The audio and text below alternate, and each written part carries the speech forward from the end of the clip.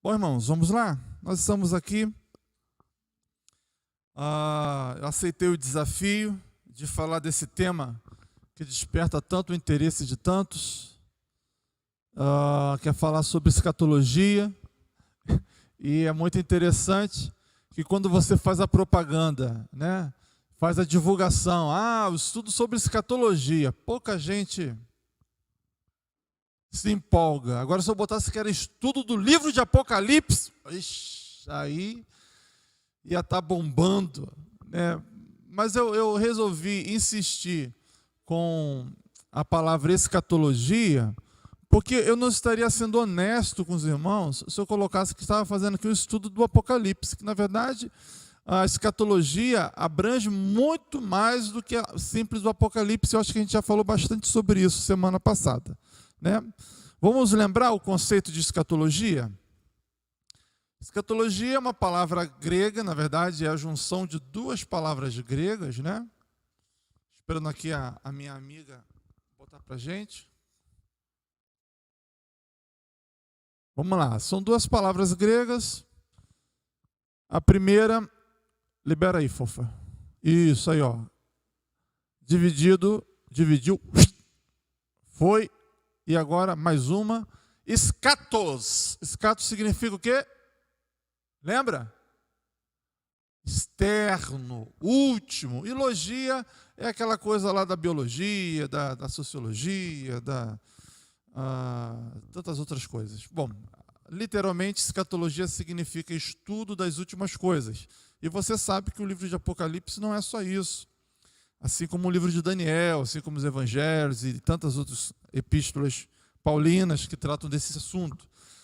Tudo que fala sobre as últimas coisas, sobre o fim do mundo, sobre a morte, sobre a eternidade, sobre a volta de Jesus, a gente está falando de escatologia. Tá joia? Semana passada a gente falou bastante aqui explicando a polêmica do milênio, não é isso?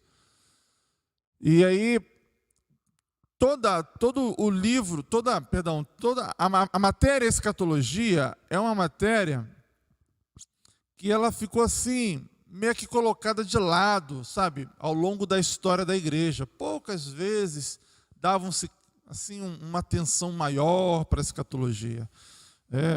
Muito tempo, muitos séculos foram dedicados a Deus, a pessoa de Deus, a Jesus, ao mistério carne, espírito, né? Sobre a Trindade, sobre que mais? Agora me foge a memória aqui, assuntos, né? Sobre a questão das missões, enfim, tantos e tantos assuntos já ocuparam debates dentro da academia, dentro da teologia. E a escatologia era uma coisa que não se dava muita importância, mas de um tempo para cá, de um pouco mais de 100 anos para cá, essa deu a virada, e hoje se fala muito sobre esse tema, é um tema muito aquecido. Eu, particularmente, não sou assim fã de carteirinha, né, porque, como tenho falado para vocês, são várias correntes, são vários sistemas escatológicos tentando dar explicações sobre as últimas coisas. Há muita divergência, mas os pontos que todos os sistemas que estudam, né, concordam é o suficiente para a gente ficar em paz, né, ir para o céu e tudo mais. Não vai prejudicar, não vai interferir em nada a nossa relação com Deus e com as pessoas. Apesar de que há umas linhas de interpretação da escatologia que pode se interferir o meu hoje, mas no momento certo eu vou falar. Mas enfim, os pontos que nos levam a concordar são muito maiores do que os pontos que divergem. Então, na maioria das vezes traz mais confusão do que outra coisa. Então é uma coisa que eu sinceramente não ligo muito, né? Mas há pedidos, e na verdade eu não posso me omitir de ensinar isso para vocês, né, a gente vai estar falando, eu vou estar relendo aqui o texto, o famoso texto de Apocalipse, capítulo 20, que é o texto que dá origem a todo esse debate, porque em lugar nenhum se encontra na Bíblia a palavra milênio, ainda que algumas correntes digam que por toda a Bíblia você encontra o milênio. Vou falar isso já já. Mas nós vamos ler então o texto de Apocalipse. Eu vou pedir a Flavinha para manter na tela a leitura e você acompanha comigo. Vamos lá?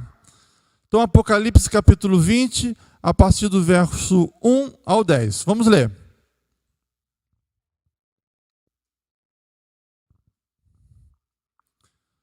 Vamos lá. Então vi um anjo descer do céu, trazendo na mão a chave do abismo e uma grande corrente. Ele prendeu o dragão, a antiga serpente, que é o diabo, Satanás, e o acorrentou por 1000 anos. Presta atenção na leitura, irmãos. Quem foi preso, quem foi acorrentado, né, e por quanto tempo ficou. Vamos embora. O anjo lançou no abismo, o fechou e pôs um lacre na porta, de modo que ele não pudesse mais enganar as nações até que terminasse os 1000 anos. Depois disso, é necessário que ele seja solto por um pouco de tempo. E tronos, e os que estavam sentados neles haviam recebido autoridade para julgar. Vi também as almas daqueles que haviam sido decapitados por testemunharem a respeito de Jesus e por proclamarem a palavra de Deus. Não tinham adorado a besta, nem a sua estátua, nem aceitado sua marca na testa ou nas mãos. Eles ressuscitaram e reinaram com Cristo por 1000 anos. Esta é a primeira ressurreição. O restante dos mortos só voltou à vida depois que terminaram os 1000 anos. Felizes e santos são aqueles que participam da primeira ressurreição. A segunda morte não tem poder algum sobre eles, pois serão sacerdotes de Deus e de Cristo e reinarão com ele por 1000 anos. Quando terminarem os 1000 anos, Satanás será solto da prisão e sairá para enganar as nações, Gog e Magog, em todas as extremidades da terra. Ele as reunirá para a batalha, um exército poderoso, incontável como a areia da praia.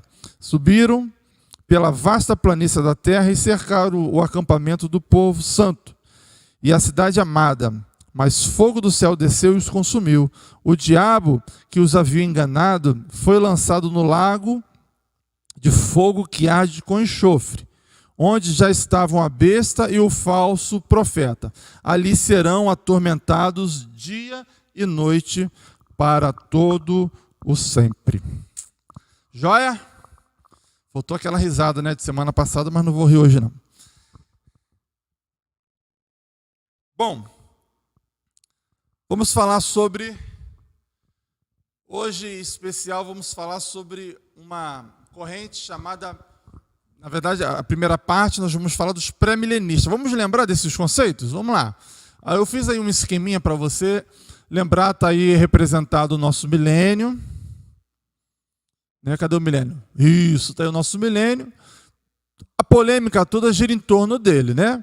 Então, esse milênio, vocês entenderam que esse período que Jesus reinaria, né, por 1000 anos. Bom, aí tem correntes, e não é uma só, pelo menos duas, e pelo menos uma dessas duas é subdividida, enfim, é uma loucura, as divisões e as opiniões. Mas eu vou com calma para tentar explicar para vocês. Então, a primeira corrente que a gente vai trabalhar, e a gente vai trabalhar hoje, é a pré-milenista. A pré-milenista, o pré já entende que é antes do milênio, né? Diz que Jesus vai voltar antes do milênio. E aí, após a vinda de Jesus, vários desdobramentos e situações vão estar acontecendo. Isso aí é uma linha teológica. Depois, tem outro sistema escatológico que vai dizer, que nós chamamos de pós-milenismo, vai dizer que, na verdade, nós já estamos vivendo o milênio e aguardando a volta de Jesus. Né? E aí tem todos os desdobramentos, né? Mas isso mais para frente a gente vê. E tem a terceira, outra vamos chamar de tronco, né, que são os amilenistas, são aqueles que não acreditam no milênio literalmente, eles acreditam no milênio de uma forma figurada, né, como se fosse, não existe milênio literalmente, o que existe é uma ideia, né, desse governo, né, enfim, aí eles vão ter os seus argumentos e os seus desdobramentos. Bom, dentro do pré-milenismo, aqueles que acreditam que Jesus vai voltar antes do milênio, primeiro, aqueles que acreditam que o milênio existe e que Jesus vai voltar antes do milênio existir, é dividido em duas categorias, né? São os históricos e os dispensacionalistas. Hoje, nós vamos estudar o pré-milenismo histórico, ok? Semana que vem, o dispensacionalista, que hoje é o mais famoso, e também já explico por que é mais famoso. Então vamos lá. Primeiro ponto, eu quero chamar a sua atenção, pré-milenismo histórico, vamos lá. Onde surgiu, qual é a origem do pré-milenismo histórico? O primeiro movimento milenista, ou seja, aquele que olhou para o milênio e interpretou ele como 1000 anos literalmente. Esse primeiro movimento milenista, ele data de 150 a 250 anos, né? Primeiro século, segundo século, terceiro século. E esse movimento no início aí, ele ganhou um nome, ele era chamado de quiliasmo. Esse quiliasmo, a palavra quilo, você conhece bem, né? Significa o que? Quilo. Já está a colinha aí, né? É 1000. Então, o primeiro movimento data lá da igreja primitiva, né, pós os apóstolos. Há alguns representantes aí que eu posso até citá-los aqui para vocês. Deixa eu ver se eu acho aqui rapidinho. O Justino Mártir, tem também um outro, o Irineu, são os mais famosos. Hipólito, Lactâncio, são os pais lá da igreja, lá atrás, enfim, segundo, terceiro século, eles acreditavam nesse período literal de 1000 anos. Né? E esse período literal de 1000 anos é o período que Jesus reinaria, e eles acreditavam que haveria sim na Terra situações, a gente viveria na Terra. Esse conceito não era muito claro na época, como é tanto hoje. E Agostinho chegou a classificar esse movimento quiliasmo de carnais. Eles eram muito carnais, eles eram muito materialistas, né? Porque o céu para eles, né, a realidade na verdade não era o céu, eram os 1000 anos que eles viveriam uma vida aqui na Terra com Jesus reinando.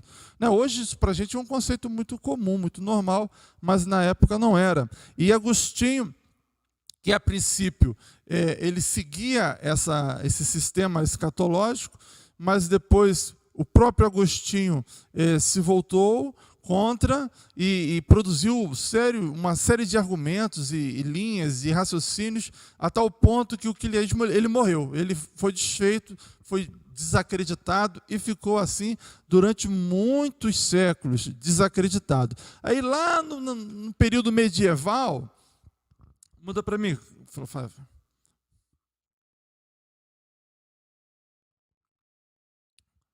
Mais umzinho.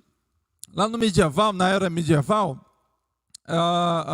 durante a Idade Média, né, algumas seitas assim muito místicas resgataram, trouxeram de volta essa ideia do milênio, né? Só que as pessoas não davam muito crédito, às vezes aceitavam, sabe? Era assim, as pessoas não estavam muito preocupadas com isso, né? Durante a Reforma, a mesma coisa. Mas os anabatistas foram reformadores também, muito caracterizado por ser muito radical. Às vezes incomodava, às vezes não acomodava. Esse assunto era um assunto assim tão tratado assim, sem muita importância, que nem Calvino, que escreveu de tudo, nem Calvino produziu nada a respeito desse assunto, a escatologia, né? Tanto que não era assim tão relevante para eles, né? A verdade é que somente... eu não estou conseguindo ler. Dentro... Vira um pouquinho isso. Obrigado. Não vai ajudar muito não, mas tá bom.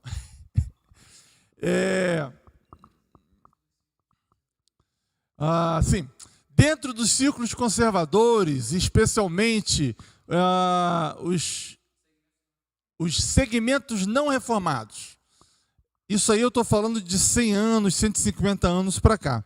É dessa turma, do pessoal mais conservador, né, que foge da teologia reformada, que começaram a trazer de volta os conceitos e as ideias do milênio, né, e aí o fogo começou a pegar, e o fogo pega até hoje sobre esse assunto que desperta tanto nosso interesse. É necessário, é importante, mas não é essencial.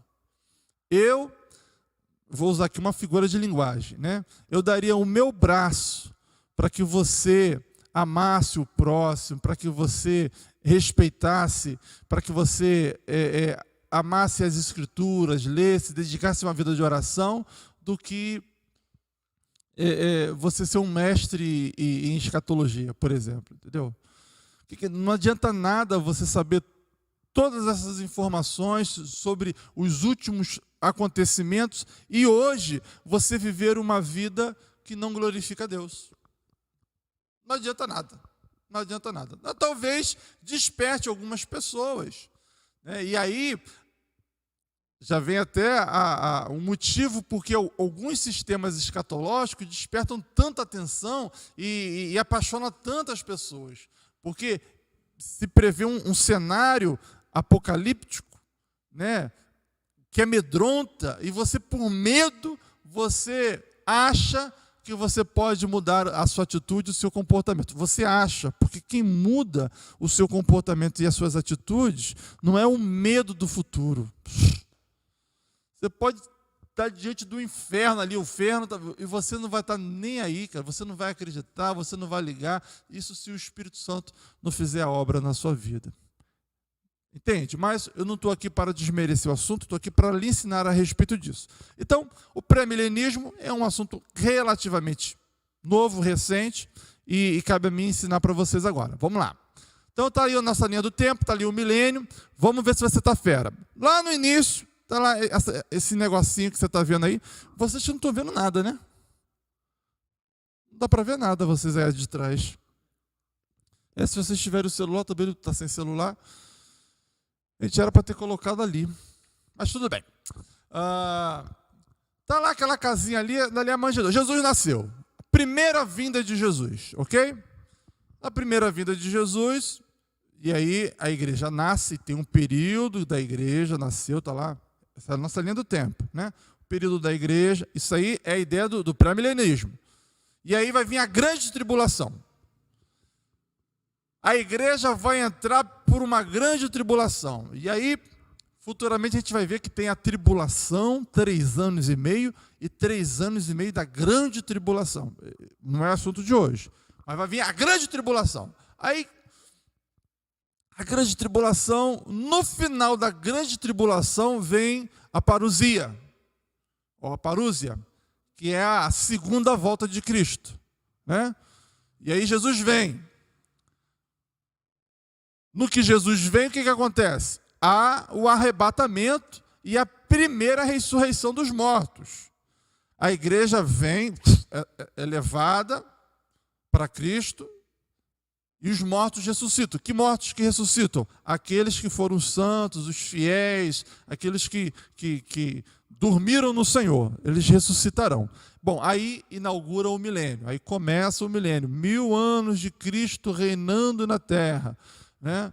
E aí os crentes com seus corpos glorificados estarão na terra junto com Cristo reinando e junto com os pecadores e os incrédulos.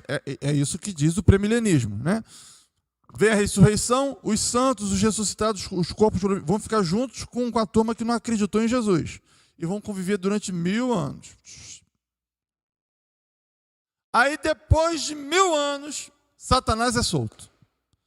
E aí, no que Satanás é solto, é aquela confusão, Satanás tenta rebanhar alguns outros, e no que tenta rebanhar alguns outros, agora, pum, aí vem a batalha final, o juízo final, vem o julgamento, vem a segunda ressurreição, segundo os pré-milenistas, e o juízo final, e a vitória para sempre de Jesus, e novos céus e nova terra.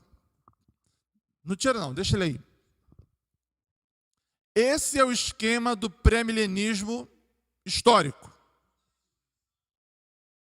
Tá? E nessa ideia aí do pré-milenismo histórico, muitas coisas do que está diante dos seus olhos aí, todos os outros concordam. Todos os outros concordam da tribulação, todos os outros concordam da segunda vinda de Jesus, todos os outros concordam da ressurreição dos mortos, todos concordam que Satanás será solto, todos concordam que haverá novos céus e nova terra, todos concordam no juízo final, todos concordam com a segunda ressurreição, não, aí já tem uma polêmica na segunda ressurreição, mas todos concordam com a vitória triunfa de Cristo para sempre e acabou, todos concordam. A diferença que você vai ver é o tempo, o quando que isso vai estar acontecendo, tá? O essencial, a gente concorda. Agora, quando vai acontecer, que tem as divergências, né? E esse esquema que você está vendo é o esqueminha do pré-milenismo histórico. Vamos lá? Vamos aprender algumas coisas, então, sobre isso.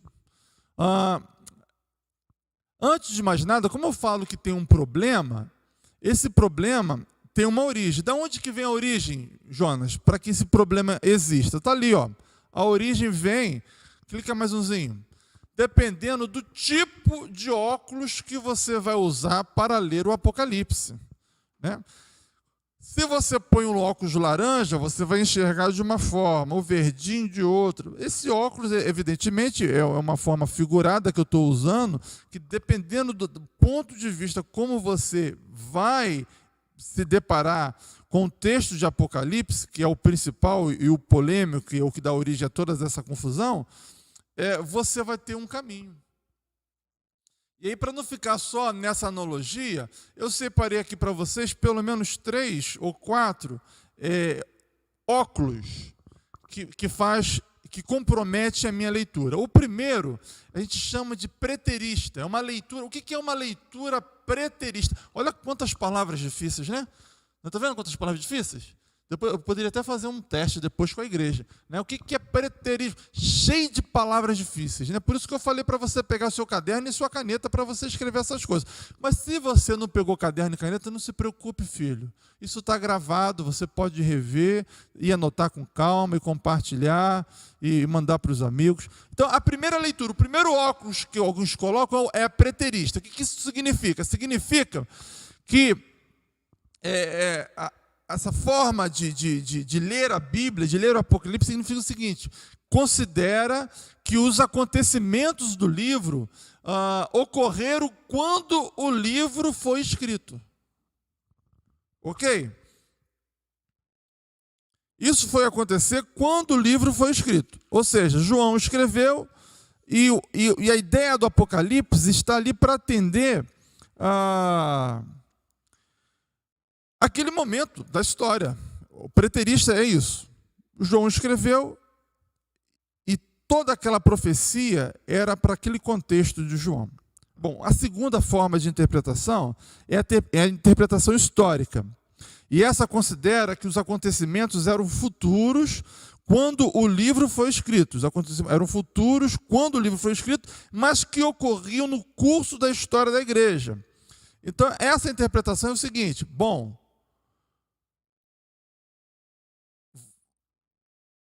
você lê Apocalipse e tudo que está escrito ali, aquela parte escatológica, são coisas que estão acontecendo ao longo da história da igreja. Essa é a ideia do óculos histórico. Há também o óculos, a interpretação idealista ou simbólica. Essa elimina a historicidade desses acontecimentos, tornando-os puramente símbolos de verdades atemporais em seu caráter. Bom, aí eu acho que eu falei palavras difíceis aqui, tornando puramente símbolos de verdades atemporais em seu caráter. A ideia é o seguinte: o Apocalipse é uma linguagem simbólica, né? Aqueles símbolos trazem verdades que estão por detrás daquelas imagens, né? E atemporais diz o seguinte: olha, não tem um tempo específico, essas coisas estão acontecendo hoje, como aconteceram lá atrás, há 100 anos atrás, há 200 anos atrás, há 500 anos atrás, e podem acontecer há 100, 200. É atemporal, não tem um tempo específico. É uma linguagem simbólica que hoje, a gente vive isso hoje, essas situações hoje. Hoje existe o anticristo, hoje existe a besta, entende? Hoje Jesus, hoje as pessoas vão ter um encontro com Cristo, mas em todas elas, todos concordam que haverá a segunda vinda de Jesus. É a maneira de você estar interpretando. É idealista. E por último aqui é a interpretação futurista, que considera que esses acontecimentos ocorrem, sobretudo, no fim do tempo. A futurista, então, acha que tudo que está lá escrito no Apocalipse vai acontecer um dia. E quando vai acontecer? Eu não sei. Lá no futuro vai acontecer. Qual é o óculos que o pré-milenismo histórico usa? Ele usa o óculos... ele faz uma combinação da visão futurista e a preterista. Ou seja, eles acreditam que a mensagem era para a época de João, mas que representa também a consumação da história da redenção. Então, o pré-milenismo histórico faz uma junção das duas. Tá joia?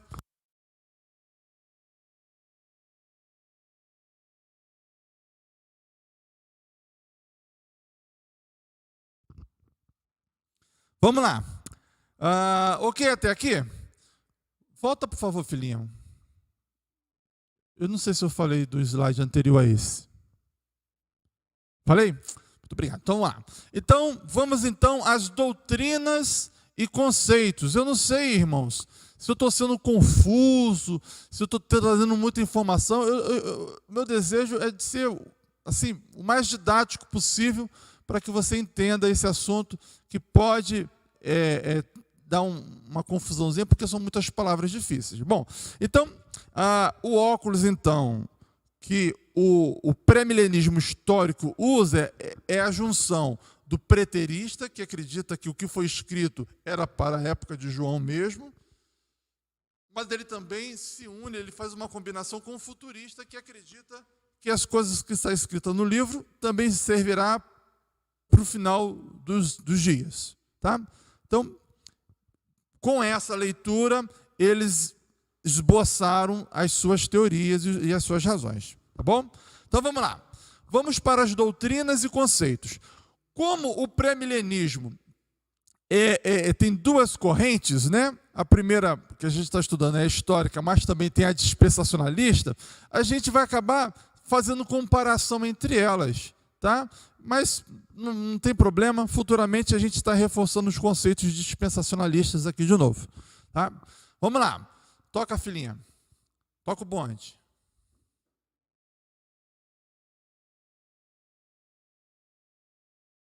Toca o bonde, bebê.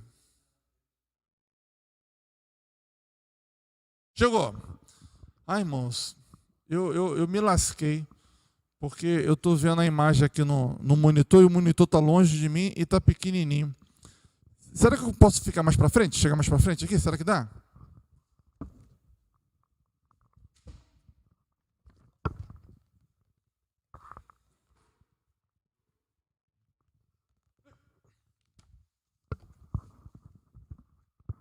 Está muito ruim assim, irmãos? Está não, né?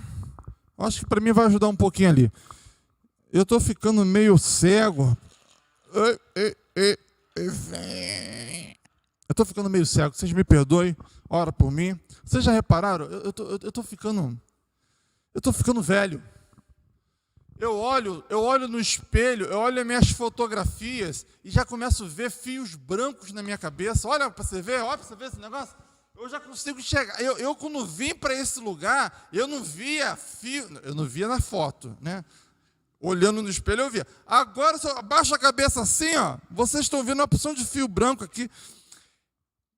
Eu não vou falar que são vocês que estão me deixando de cabelo branco, não, porque seria injusto, né? Mas o tempo está passando, né, irmãos? Tá. As rugas estão aparecendo. Espero que eu esteja preparado para passar por essa nova fase. Já estou me conformando com os bullying e tudo. As pessoas me chamam de velho, filho, não sei o quê. O futebol, já não sou mais aquele craque da bola, né? Já corro menos. Mas, enfim. O assunto é pré-milenismo histórico. Então, vamos a alguns conceitos, doutrinas e conceitos. Vamos lá.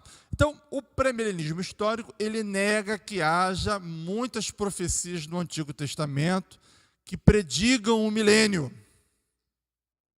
Acredito numa interpretação mais espiritual à luz do Novo Testamento. Por que nós estamos dando essa observação? Porque a dispensacionalista acredita que o Antigo Testamento está recheado de textos bíblicos falando a respeito do milênio. E outra, para os dispensacionalistas, o Antigo Testamento é mais importante do que o Novo Testamento. Eles acreditam que o Novo Testamento só vai ser entendido a partir do Antigo, diferente dos históricos. Os históricos têm uma leitura do Antigo Testamento, uma leitura que eles chamam, assim, entre aspas, de mais espiritualizada. Né? Eles entendem que não é tão literal o que está escrito lá, que as coisas que irão acontecer.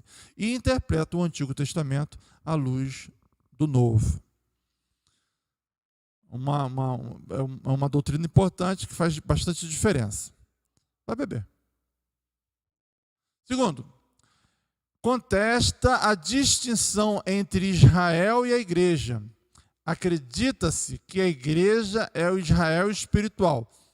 Esse ponto é destacado também porque os dispensacionalistas acreditam o seguinte: existe Israel e existe a igreja. Deus tem um plano diferente para cada um deles. Os dispensacionalistas. Os históricos não há distinção entre Israel e igreja. A igreja é o Israel espiritual. Né?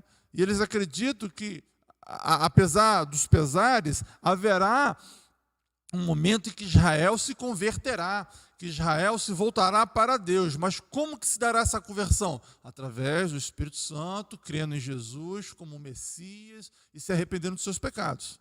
Os históricos acreditam assim. Dispensacionalistas não, eles acreditam que Israel é uma outra parada. A igreja é uma coisa, Israel é outra. Há uma diferença, então a gente está vendo como que pessoas que acreditam no pré-milênio, né, nos eventos acontecendo antes do milênio, como eles podem divergir. Outra discordância que se dá é em relação à restauração do templo e dos sacrifícios judaicos. Os históricos não acreditam que o templo de Israel vai ser restaurado e que aqueles velhos sacrifícios vão ser restaurados também. Sacrifícios que eu falo é de você estar matando um animal, um cordeiro, uma ovelha para perdão dos pecados. Os dispensacionalistas, que são os mais famosos, acreditam dessa forma. Haverá um tempo em que esses sacrifícios voltarão de novo. Há uma divergência entre históricos e dispensacionalistas. Seguindo aí doutrinas e conceitos dos históricos. Do contrário dos dispensacionalistas, eles interpretam o Antigo Testamento a partir do Novo, isso já falei. Né? A forma como eu vou entender o Antigo Testamento se dá no Novo, porque Cristo é Emanuel. Jesus é o próprio Deus, e ele revelou tudo o que tinha que revelar.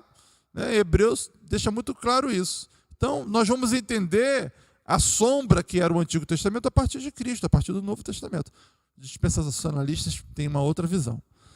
E por fim, eu acho que é por fim, não sei, nessa linha, afirmam que qualquer doutrina milenista deve ser consistente com o seu contexto do Novo Testamento, de modo especial, sua cristologia. E mais, que uma doutrina do milênio não pode ser baseada em qualquer doutrina do Antigo Testamento, mas deve basear-se apenas no Novo. Então, entre os históricos e os dispensacionalistas, um ponto-chave, fundamental, que os separa é a maneira como eles veem o Antigo e o Novo Testamento. Os históricos, voltado mais para o Novo, e uma leitura mais espiritualizada, ou seja, não é tão literal. Os dispensacionalistas, voltados mais para o Antigo, e literais, muito literais em todas as profecias e textos do Antigo Testamento. E, por fim, sustenta a salvação de Israel literal. Isso eu já falei, que é aquela ideia de que Israel vai ser salvo mediante Jesus Cristo. Eles acreditam que Israel, a nação, vai ser salva, mas só acredita por meio de Jesus. E os dispensacionalistas têm uma visão um pouco diferente em relação a isso. Bom, voltamos então para o milênio. E o milênio, a visão deles, a visão dos históricos do milênio é a seguinte: o milênio é concebido como uma era excepcional de prosperidade, e em que a natureza readquirirá sua justiça e beleza. O pecado e a morte, porém, ainda continuarão presentes na terra, e os santos, em corpos glorificados, se misturarão livremente com pecadores na carne, sob o reinado do Messias. Acredita-se ainda que o milênio é necessário para revelar ao mundo a glória e o poder do reinado de Cristo. A glória e o poder do reinado de Cristo. Talvez alguns de vocês, ao fazer essa leitura, tenham se incomodado com alguns pontos, alguns aspectos aí, né? Eu me incomodo muito com essa leitura do que eles acreditam do milênio. A Bíblia fala que na segunda vida de Jesus, o nosso corpo corruptível será revestido de um corpo incorruptível, né? O que a gente fala de corpo glorificado. Então, o corpo glorificado é aquele corpo que não vai pecar mais. É aquele corpo que o pecado não tem mais acesso. Só que para os pré-milenistas, eles acreditam que esses santos, esses mártires que foram ressuscitados e arrebatados, eles irão voltar e conviver com os pecadores durante 1000 anos. E há alguns que dizem que quando Satanás for solto, ele irá convencer até outros, ou seja, você pode até perder a sua salvação porque você caiu na lábia de Satanás quando ele for solto após o milênio. A ideia pré-milenista tem essa possibilidade de acontecimento, né?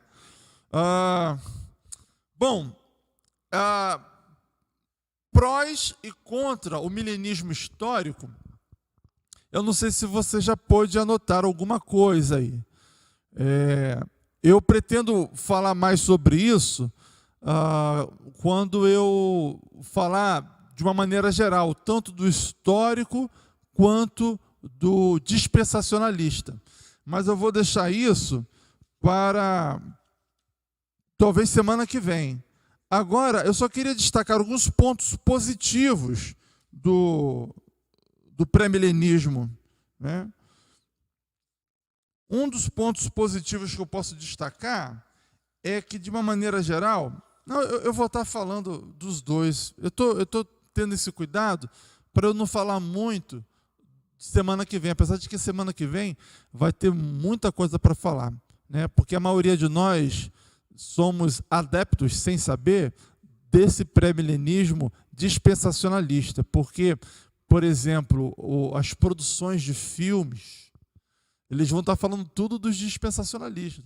E cá entre nós, o que atrai Apocalipse para muita gente é entender quem é besta, entender quem é o anticristo, entender como que será a tribulação. Meu Deus, uma terça parte das estrelas vão desaparecer, vão cair, a água vai ficar mais. Essas coisas a gente lê.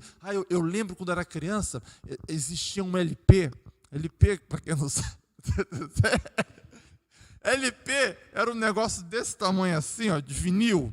Vinil é um material de plástico preto. Você botava lá na vitrola, no toca-disco, e aquilo ali ficava rodando com uma agulha, e aí tinha a história do Apocalipse. Aí, você já viu isso? Aí narrava a história, o povo gritando, o povo gemendo, e mostrava não sei o quê, e fazia cenas.